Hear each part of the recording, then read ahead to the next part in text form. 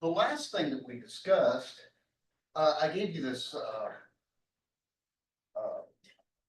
generalization. So we actually know that if R is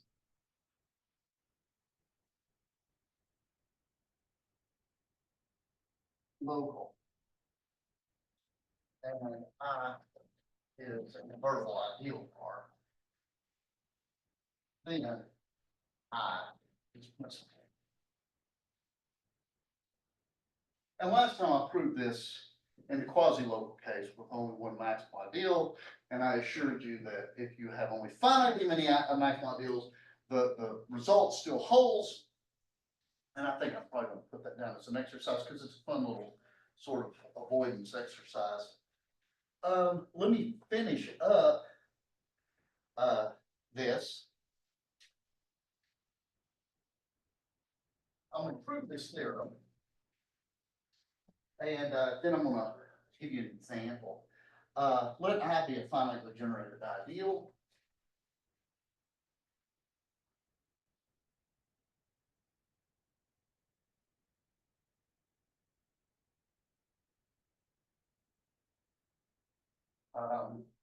Of the domain R. Then I is invertible. If and only if I m is principal.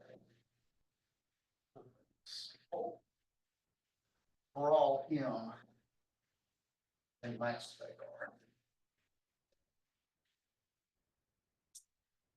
So if you restrict to the case of finitely generated ideals, then to say an ideal is invertible is equivalent to saying that I localize an image principal for every maximal ideal. So let me, before I get to the proof, let me make sure that I've got the groundwork okay.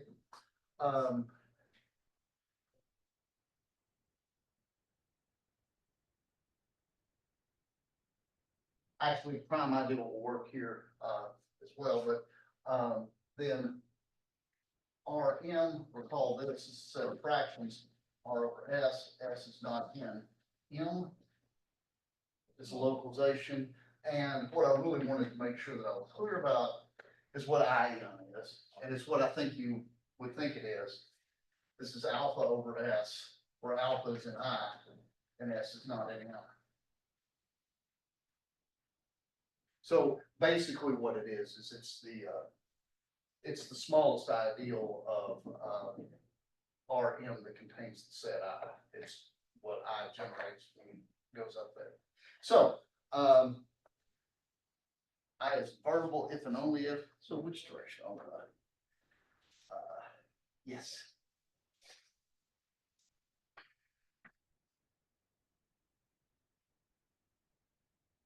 Let's suppose that I is invertible.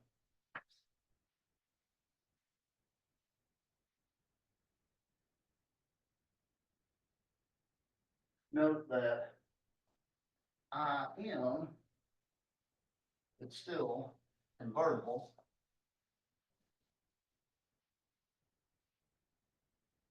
as an ideal of Rm.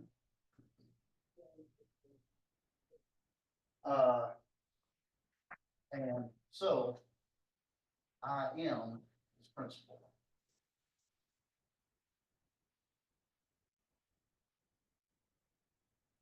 There is a little detail to show here, the fact that IM is still invertible, but that's not too difficult to show because I is invertible means IM versus R, and then you just localize that mess and just show that IJ localized at S is the same thing as ISJS.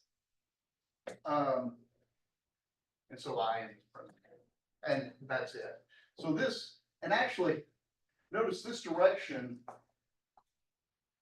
cheats a little bit. It doesn't need the finitely generated hypothesis because the assumption that I is invertible gives that I must be finitely generated in the first place, right? That's one of the theorems that we did last time. The other direction, I will need the finitely generated.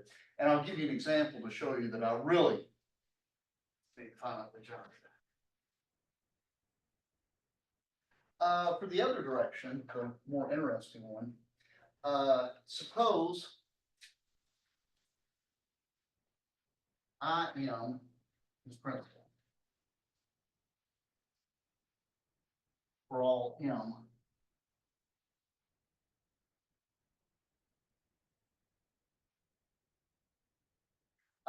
And let's suppose that I is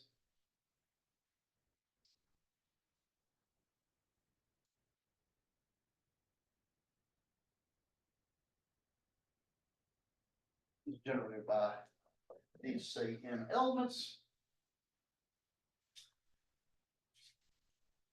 which we can do, of course, because we're assuming that I is finitely generated.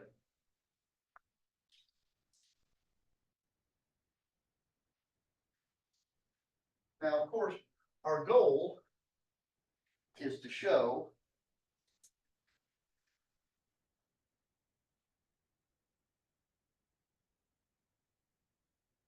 that's where we want to be. Suppose not.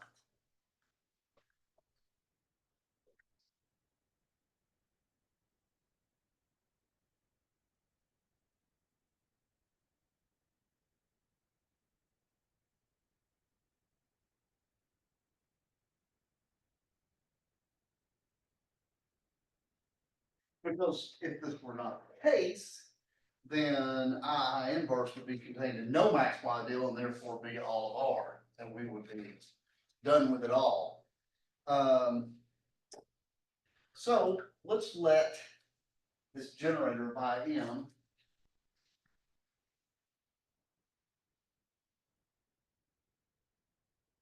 so as an ideal of R localized at M, this is generated by Y. And note for all xi,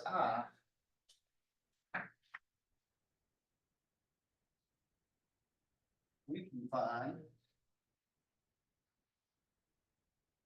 Si such that Si xi is in well, let me clarify this.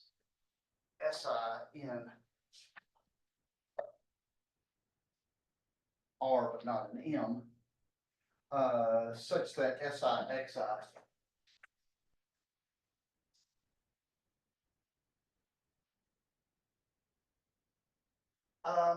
I meant to say this up here. We can choose Y.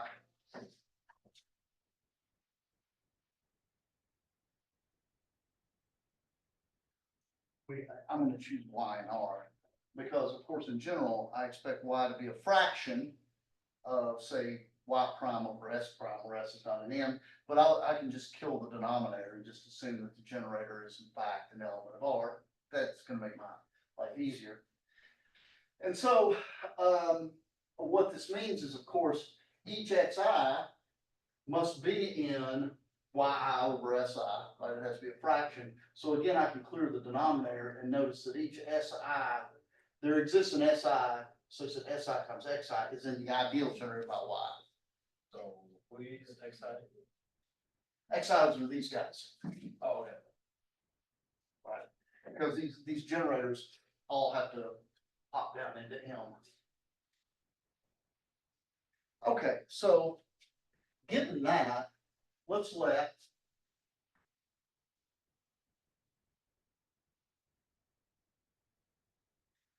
just collect all these SIs, multiply them up, and notice that SY inverse conducts each XI into R.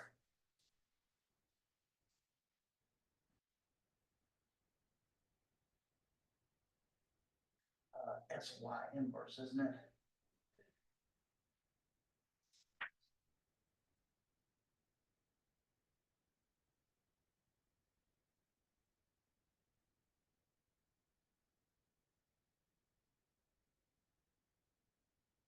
Right, because notice that S times XI is in the ideal generated by Y as an ideal generated by Y and R, And so the product of all the SIs certainly conduct each XI into the ideal, into Y. Or, yeah, into, let me reiterate this. So Xi, Y inverse, is in R. Why is that not SI inverse? Right, because what I'm doing is I'm taking a fraction over here. So when I multiply the SI, so in particular, when I take the product of all these.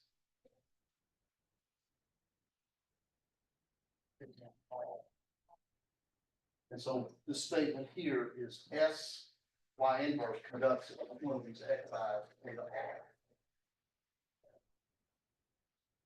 Let me kind of. My notation here, I want to make clear here, maybe I should. This is as an ideal in Rm. This is after I cleared the denominators. This is an ideal of R. Right? And so really this equation says that what Xi is Xi has to be in this ideal.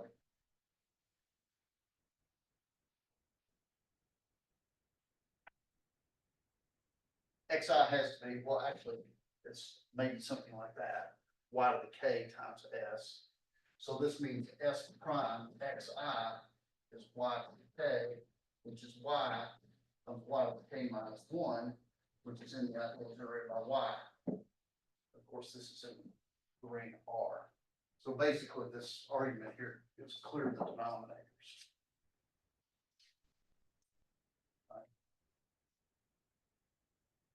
Are you okay with me? So notice that when I have S and Y inverse, when you hit any of these generators, it knocks it into the ring R. So my conclusion is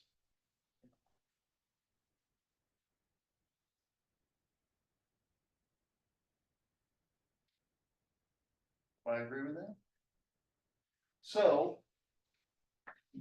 since Y is in I and Sy inverse is in I inverse, then Y Sy inverse, which is S, is in M, right? Because we're under the assumption that I inverse is in M, and this is a contradiction. Because of course, the product of these SIs are in R minus M.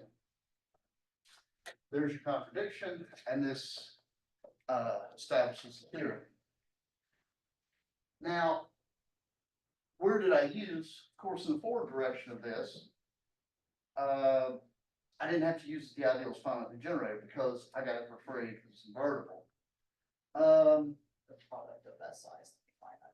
Correct, right? So, okay, the obvious question, given my usual bumbling incompetence, is, well, maybe Coinbase just came up with a crappy proof and we can get around this somehow, right? Certainly my proof right here depends on there only being a finite number of generators, right? However, maybe if I was smarter, do better. So here's the question. Can anybody think of an ideal that is locally principal but not inverted?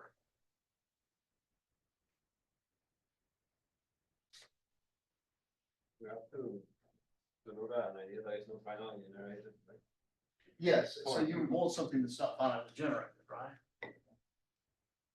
I'm gonna give you kind of a flaky example here.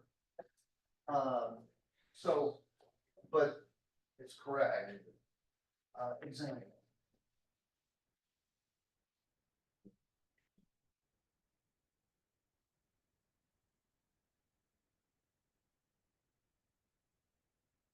Start with Z, localize it too. My choice is somewhat arbitrary, but I wanted to start with just a simple kind of low point. So remember what this is. This is all fractions with an odd denominator. Now I'm going to build these rings here.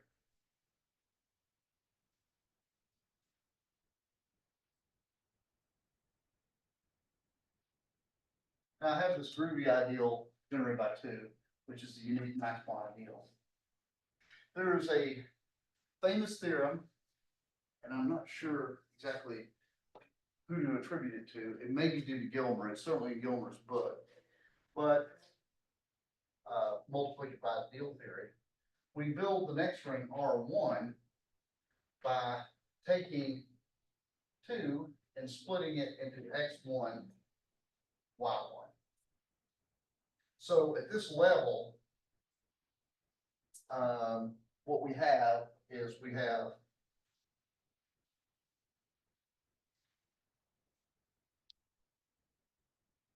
you can do this by having an appropriate quadratic extension of this ring, right?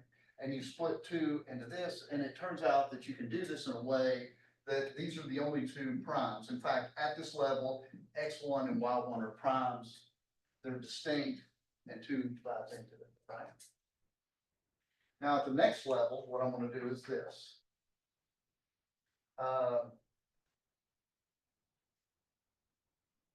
Is this the same construction for infinite complement? No, No. no. In fact, this will have curl dimension one. At this level, what I do is I take X1 and I say, oh, I'm much pleased with you. So I'll leave him here. He's a prime. But I take Y1 and I split it into two distinct primes. Right? Now, what happens at the R2 level is you now have three primes. Well, non-zero primes. X1, X2, Y2. Right? And the Y1 that I had, it was previously prime, is now split into two primes like this. At the R3 level, I am much pleased with X1 and X2. I'll leave them prime. So it's an iteration of this Gilmer construction. And at this level, I have Y2 equals X3, Y3. Everybody okay with that? And so at the R3 level, I now have four primes. 1, 2, 3, 4. Do you all see the pattern? I keep taking the odd one out and I keep breaking it. And I do this.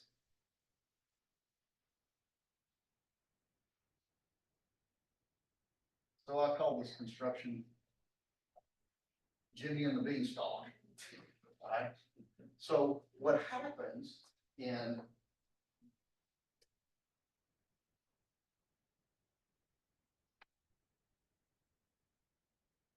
so you take the union of this, and again, there's details to be filled in, but this is a directed union. It's right, it's a nested union, and so actually in the limit, what you get is a ring.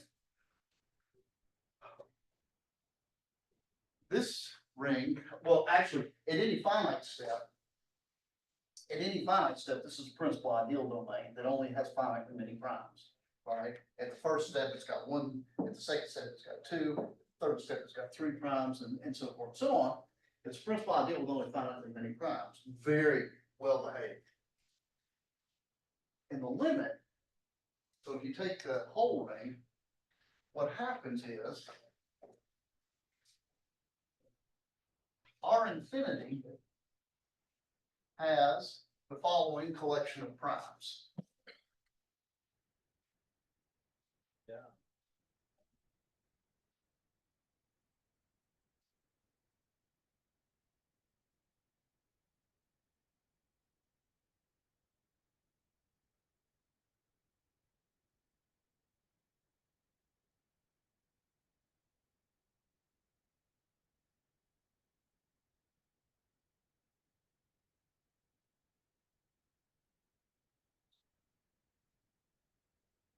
In R infinity, there are countably, the primes are X1, X2, X3, etc.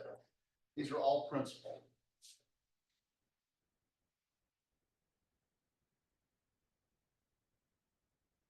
And there's exactly one more.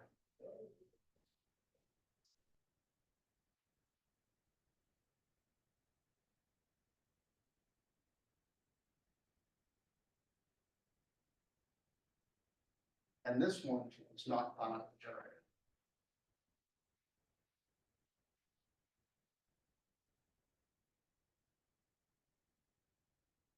Why is it not finitely generated? Well, if it were, this would have to be generated by a finite list of these. Or whatever is the biggest one in your list, say yn, now divides into smaller ones further on up, and you can't get the yn plus one that way. Everybody okay with that? Now, let me call this one m. It turns out that in fact, all these, not only they're prime, but they're maximal, right? So you have accountably many maximal principal ideals, and you have this one juggernaut that is not even finitely generated.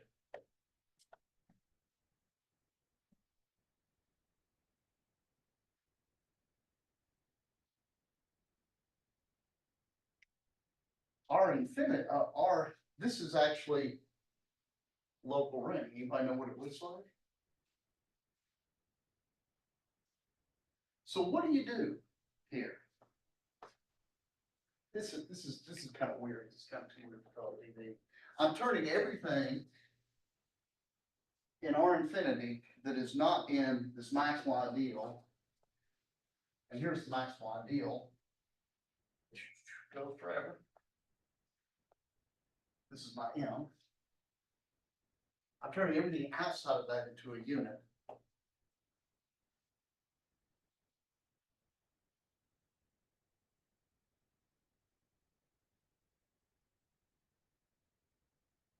And M, R infinity M, the maximal ideal here is present. So this is a pretty strong counterexample to the theorem if you remove the finitely generated hypothesis, because this maximal ideal here is locally principal, but it's not invertible. It can't be invertible because it's not finitely generated. Anybody know what the I mean, put your money where your mouth is, Big Jim, right? I mean, if it's principal, it better have a generator. Yeah, that works. Any of Any of the Y's work. Okay.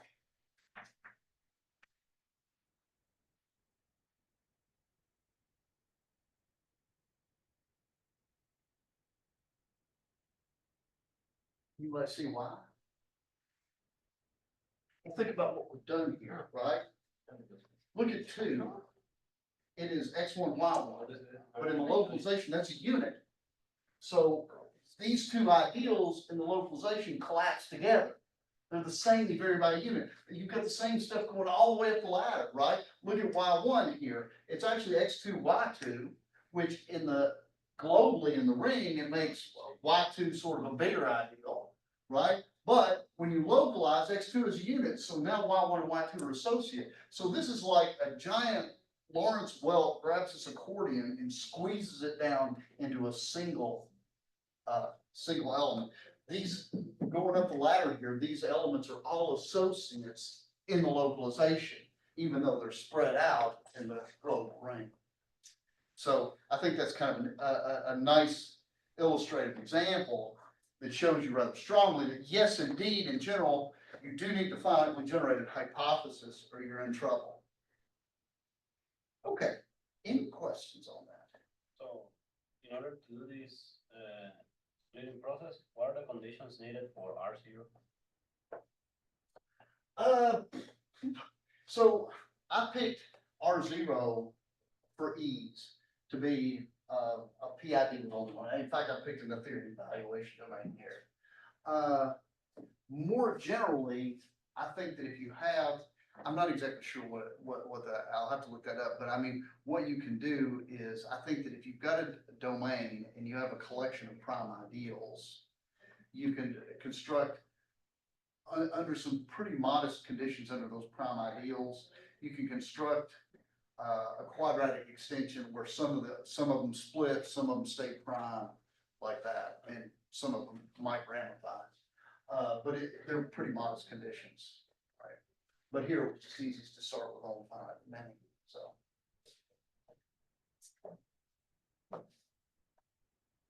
That's, by the way, so since that comes up, there is a book by Robert Gilmer.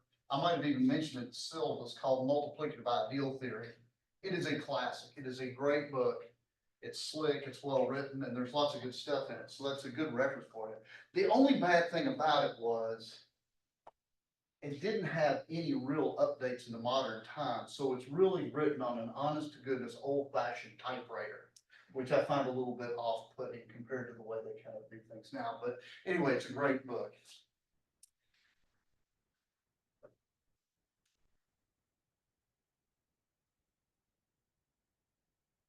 Polynomials. And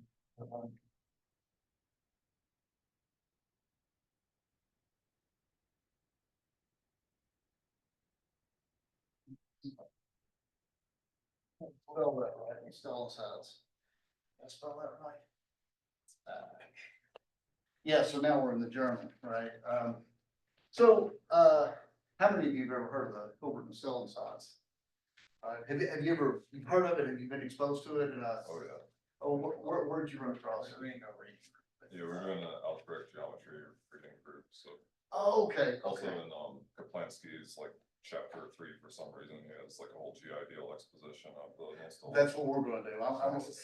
So the G ideal stuff actually is in a more general setting, and then it allows you to capture the Nostell sides at the end rather quickly, and I think it's kind of cool. So I hope you guys just do what you can to stay awake. So there. So when did you all do this reading? Currently, yeah, it's on. Oh, currently. So maybe this will, let's see if I can hinder you. Theorem. 4, 3, 1. Let R be a domain quotient field, okay?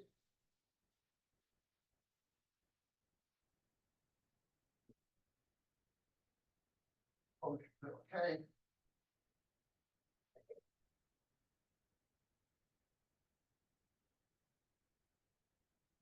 Following conditions are equivalent.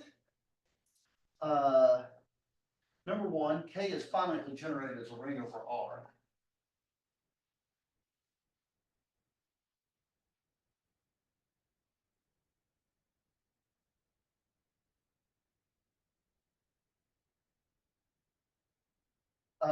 And number two, A equals R for some U and K.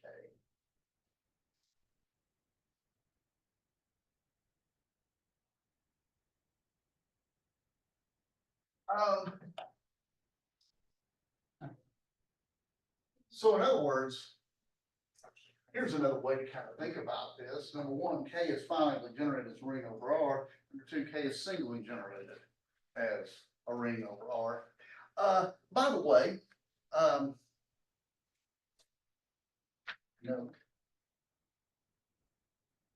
in ring R, satisfying one hence both You can, like any element. of these conditions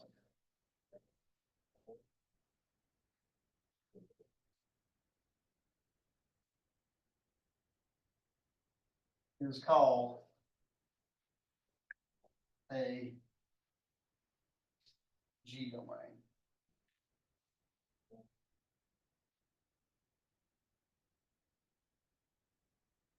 And for those of you doing the reading group, I can't remember, is that Goldman or Goldie that they named it for? Yeah, using the fine G domain, we did it completely, yeah, we did it with like. Oh, okay, well, so maybe this will give you some other insight. Noters, normalization, lemma and stuff like that. Oh, no, there's no, yeah, okay, gotcha. But I like this way better, you know. Okay, so, by the way, before I get too involved in this, to have the quotient field be finitely generated as a ring over R, this is a very strong condition. This is very strong. The ordinary integers does not satisfy this. No polynomial ring ever satisfies this, right? So if it's a polynomial ring, there is no G domain, it's also a polynomial ring. So this is the strong condition. So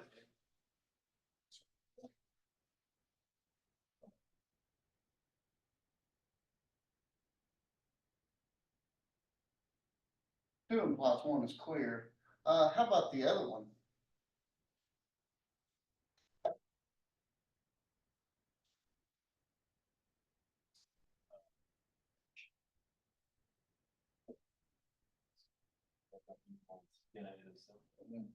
Yeah, maybe. So we know that K is finitely generated as a ring over R, right? So K is equal to R, A1 over B1, A2 over B2, AK over BK, where AI, BI, and R, and BI, and 0. Right. So notice.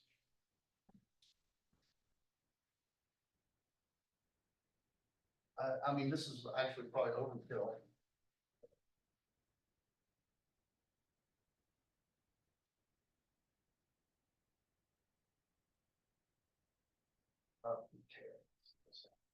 Just multiple denominators, right? And if you stick to reciprocal of that, you get everything, right? So that one wasn't too bad, but either one of these conditions, super strong.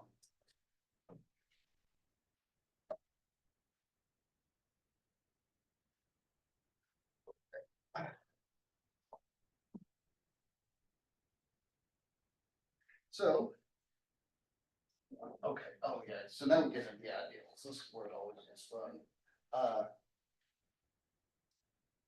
There.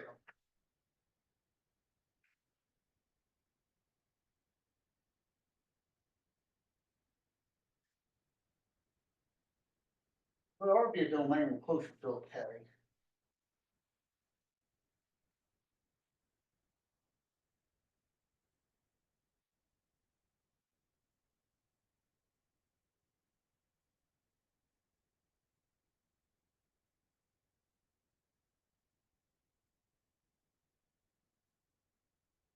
And suppose that we have a non-zero U in R.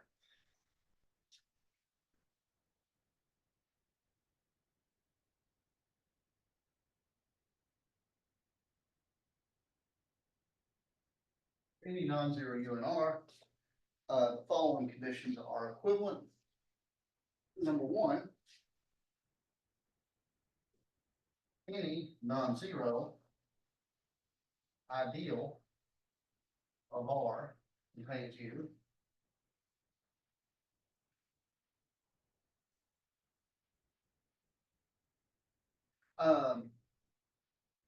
That's something I want to say. I need to put an action in there.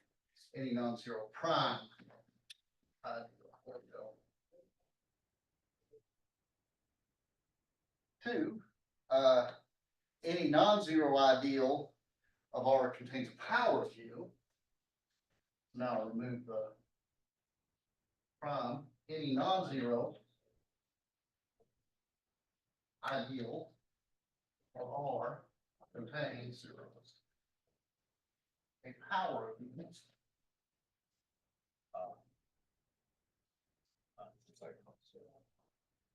And three, K equals R inverse.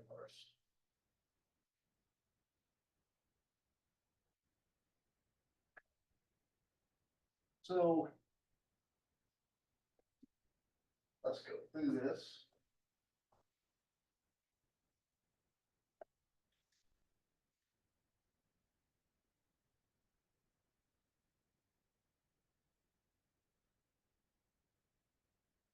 So first,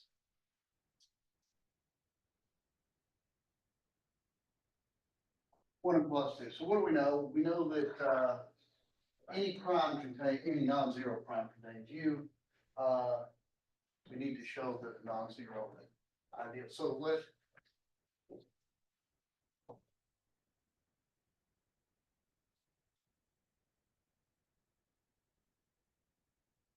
suppose that this is a proper ideal. What's that? Radical. That's right. So, be an ideal. Note, radical of I is the intersection, so I knew that old homework problem failed sometime.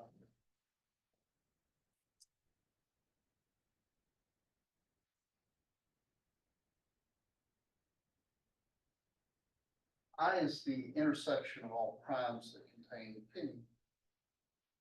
Right? And it's also equal to the set of X such that X to the N is in I.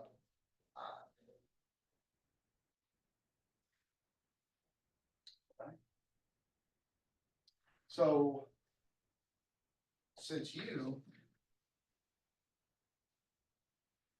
and every prime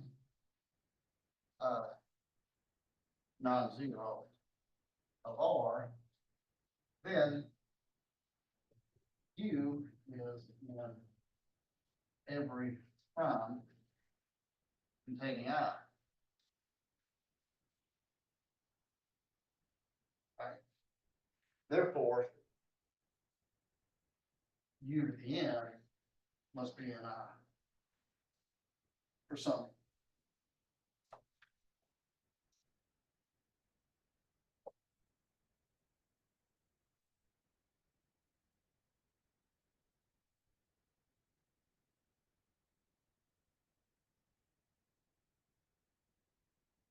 Okay, so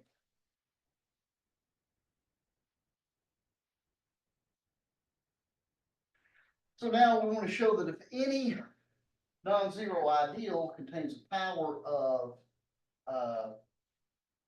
U, then K is equal to R U inverse, right? So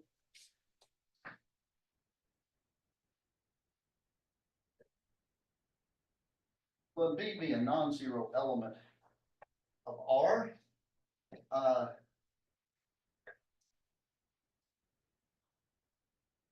So if you look at the ideal generated by B,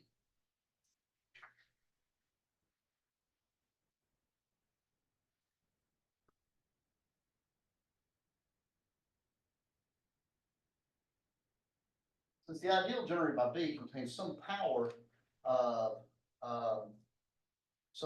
U, then RB equal U to the N for some R in R. And here we go.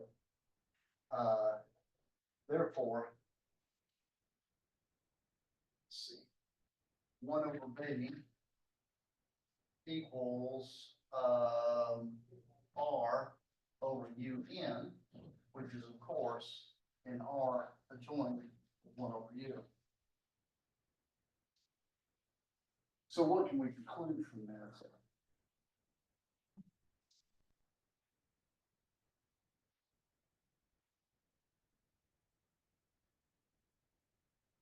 So that sucker must be a field, and it's contained in the quotient field of R. Therefore, R 1 over U is equal to K. And for the final bit, let's suppose that K is R joined with U inverse.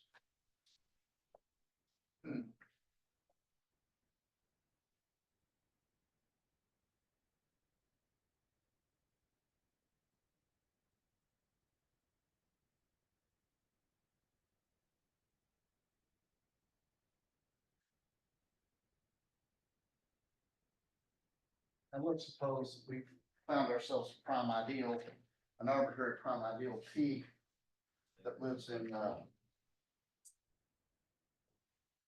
lives down in R. We want to show, of course, our goal is to show that U is contained in P.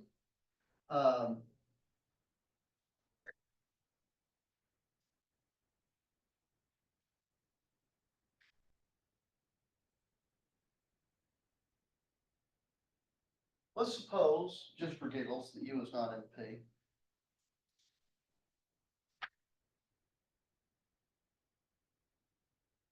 And consider the multiplicative set one, U, U squared, U cubed, etc. Is a multiplicative set. And this is P.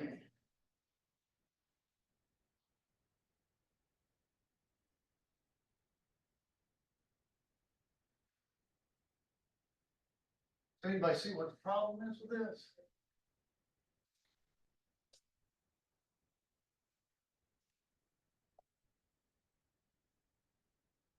P implies that.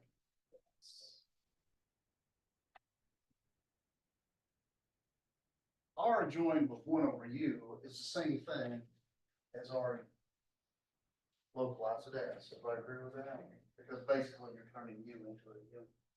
It's like P implies that S has to blow up to the entire range. Right. And there is a one-to-one correspondence between primes of R missing S and primes of R localized at S. Therefore, PS survives and RS, which is R one of U, which is a contradiction. As R one of U is supposed to be a field. Okay.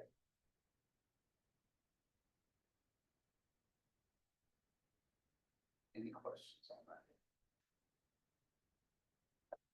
Okay, I'm gonna leave the next one for an exercise. It's kind of a fun one, and it's, the condition on G domain is very strong, so this is probably not, terribly, hard to stomach. Proposition 4 through 3.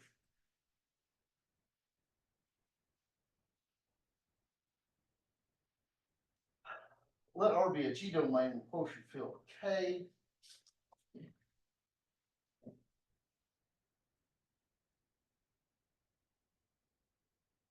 Where quotient field K.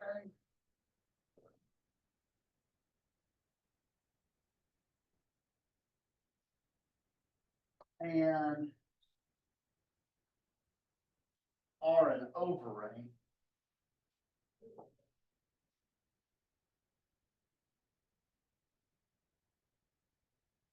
Then T is also a G domain.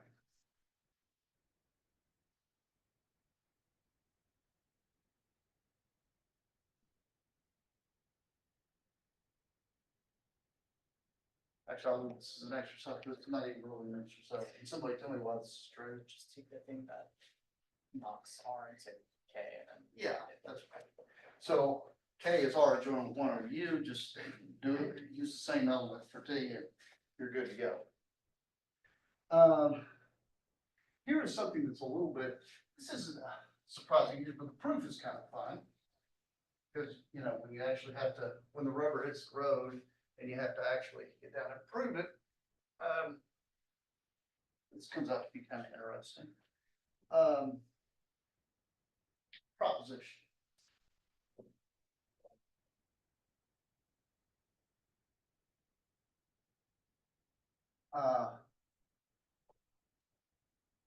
What are the domain and the polynomial ring Rx is never a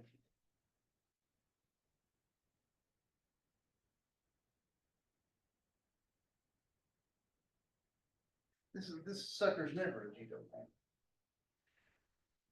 Okay, so I'm gonna bootstrap off of the previous result, and I'm gonna bring up something that's kind of interesting. Let's suppose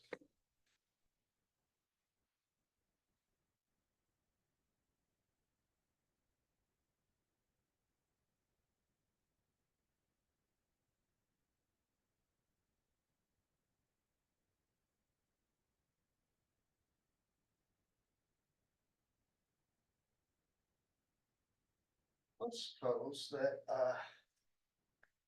R is a G domain.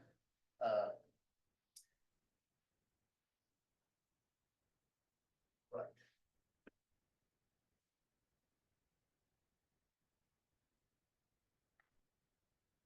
And KX is a G domain where A is the quotient of R.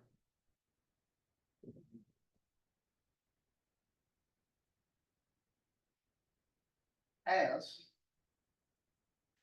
KX is an overlap of RX. Right? Because this uses this result, right? In fact, K of X is a very special overing, right? I mean, you get KX from RX by localizing it the non-zero elements bar. Right?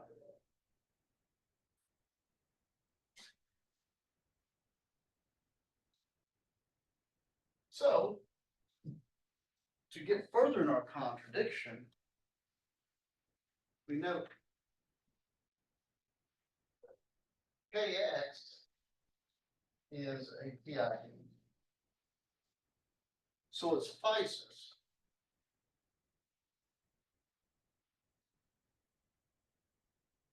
show KX has infinitely many primes.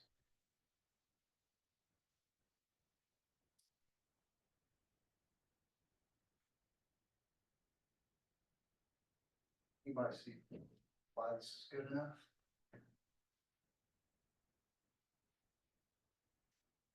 Well, if KX was a G domain, then you should be able to get all rational functions just by adjoining one over some polynomial. Everybody agree with that? But there's always going to be some polynomials that you leave out that will dodge that, right? Because if there's infinitely many polynomials that are prime, then one over u, that u has only finitely many prime factors, right?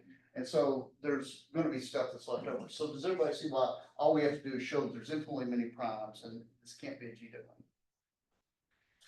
I can do this in one step if I like, but I'm going to do it in two because I think it's more interesting that way. If K is infinite, then Polly's x minus alpha, it's alpha in K, is an infinite set of primes. Is that supposed to be infinite? Is, yeah, the N is very important there, isn't it?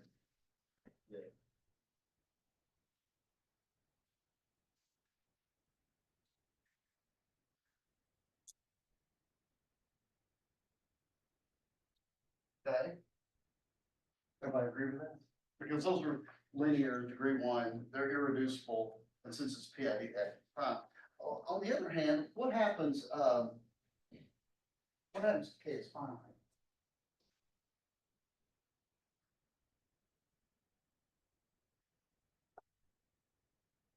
KX only has finitely many units. Right, but you might be pulling out a weapon that we don't have yet. And All right. what about if we take the cyclotomic polynomials? Right. So this is actually sort of similar to the classical proof by Euclid about the infinitude of primes. Let me point point out that actually, if you had 85-20, or you go the Galois theory, I think at some point we proved that over any finite field, there's an irreducible polynomial of every degree, which will take care of that. But here's something else. If K is finite, suppose there exists only finitely many irreducible polynomials. Let's call them P1, P2, up to Pn. Now consider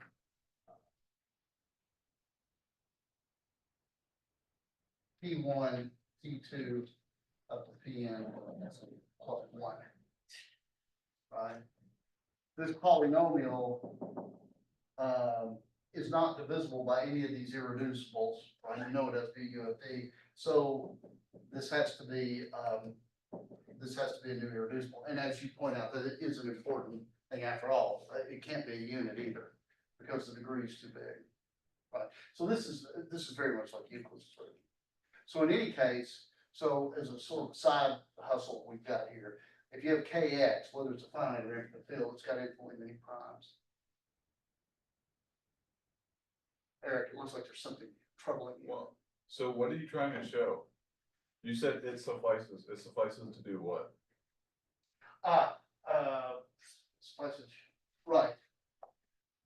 It suffices to show Kx is not a G domain.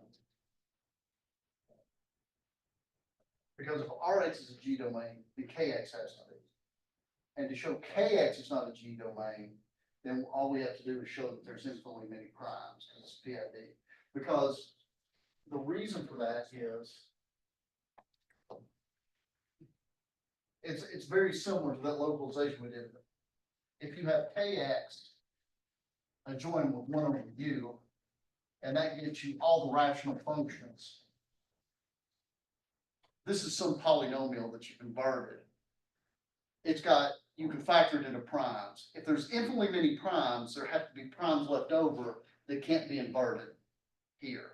And that's why if you've got infinitely many primes, you can't just invert one polynomial and get the entire quotient field. What does that have to do with being a PID?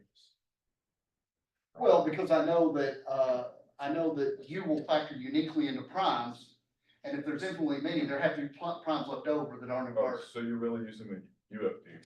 Right, right. I mean, right. That's the UFD is the important part there. Yeah. Okay. Other questions?